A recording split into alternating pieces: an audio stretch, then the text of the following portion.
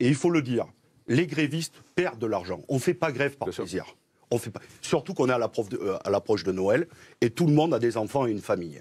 Et tout le monde a envie d'avoir des cadeaux sous le sapin. Et j'ajoute, pour aller dans votre sens, que ceux qui font grève ne sont pas ceux qui gagnent le plus.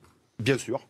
Merci de le reconnaître. Parce que les cheminots, les infirmiers, les policiers ne sont pas des privilégiés. Et puis d'autres ne peuvent pas. Parce qu'ils ont déjà des petites payes. Mais ils le soutiennent et ils disent résister. Voilà ce que nous entendons. Et donc, cette question, c'est est-ce que c'est une réforme financière ? Le gouvernement nous dit le système ne tiendra pas par répartition. Mais il ne veut pas discuter. Parce que, par exemple, si vous augmentez les salaires et si vous avez, par exemple, une augmentation d'1 million d'emplois, il faut gagner la bataille de l'emploi. 1 million d'emplois créés, c'est 10 milliards d'euros de cotisations sociales qui rentrent de suite. Si nous faisons l'égalité salariale, c'est 9 milliards d'euros. Donc en réalité, vous avez l'argent. Mais toutes les propositions qui sont mises sur la table sont refusées. Donc c'est une réforme idéologique qui est portée par ce gouvernement. Est-ce qu'il faut maintenir les régimes sociaux ? Il déchire, les régimes spéciaux, il déchire le contrat social entre les Français et la nation. Par exemple, prenons les enseignants.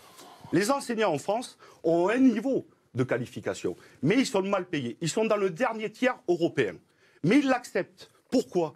Ils donnent leur vie pour éduquer nos enfants. Parce qu'ils savent qu'à la fin, leur retraite sera calculée sur les 6 derniers mois. Et donc, elle ne sera pas formidable. Mais ils pourront vivre. Et aujourd'hui, vous leur dites, ce contrat social, c'est fini. Les privés, c'est fini.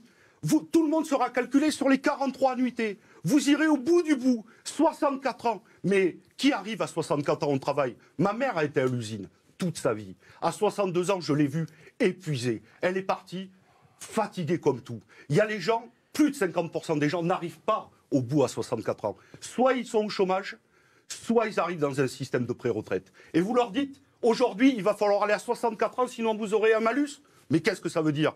Ce n'est pas la société dans laquelle je veux vivre. Il faut que le salaire soit augmenté pour vivre dignement et il faut qu'à la retraite, chacun et chacune puisse vivre dignement. Écoutez,